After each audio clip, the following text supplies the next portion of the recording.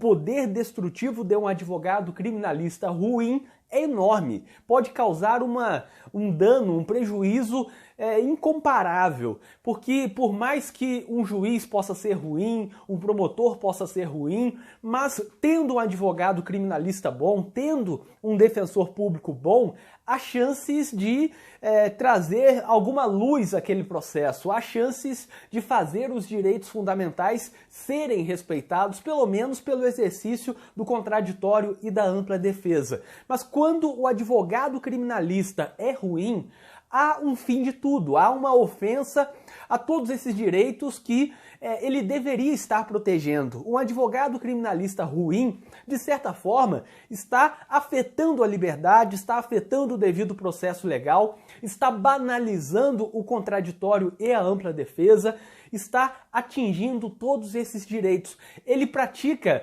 de certa forma, uma conduta que é imoral. E se pensarmos bem, por pouco não é crime, por uma questão de legislação, e isso é óbvio que é bastante, mas por que não refletirmos sobre esse assunto, sobre eventual impacto que um advogado criminalista pode causar para atingir bens jurídicos que são protegidos por normas penais? Eu posso dar um exemplo para você. O advogado criminalista que deixa de fazer um pedido de progressão, deixa de impetrar um habeas corpus para revogar uma prisão preventiva, deixa de tentar conseguir a liberdade em caso de prisão ilegal, ele está contribuindo para afetar a liberdade. E não temos um crime para aqueles que atingem a liberdade, não temos o crime de sequestro e cárcere privado. Vejam que não estou dizendo, obviamente, que o advogado criminalista ruim está praticando o crime de sequestro, nada disso, obviamente.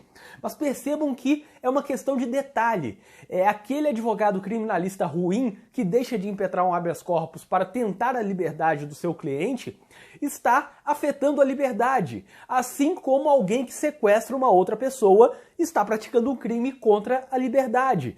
São coisas que são parecidas e, obviamente, não é uma conduta criminosa desse advogado criminalista, apesar de ser uma conduta antiética e totalmente destrutiva. Tem um poder destrutivo enorme para os direitos fundamentais.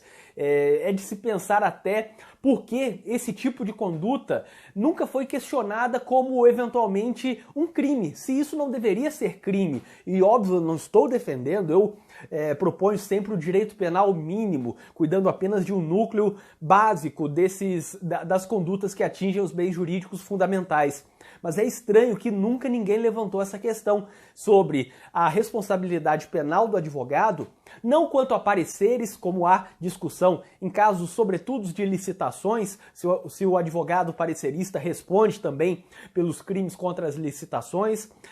Não estou falando disso, estou falando propriamente da inércia do advogado, desse desconhecimento, da inexperiência total e de sua atuação destrutiva, de sua atuação ruim, que também afeta direitos fundamentais, tanto quanto alguns crimes. E óbvio, nesse caso não é crime por falta de tipificação, mas é no mínimo estranho que nunca pensaram em tipificar esse tipo de conduta, e aí se tipificarem, eu confesso que vou ter que refletir bastante se isso deve ou não ser crime, porque há um poder destrutivo enorme. Não podemos ignorar que um advogado criminalista ruim pode atingir direitos fundamentais tanto quanto pode proteger.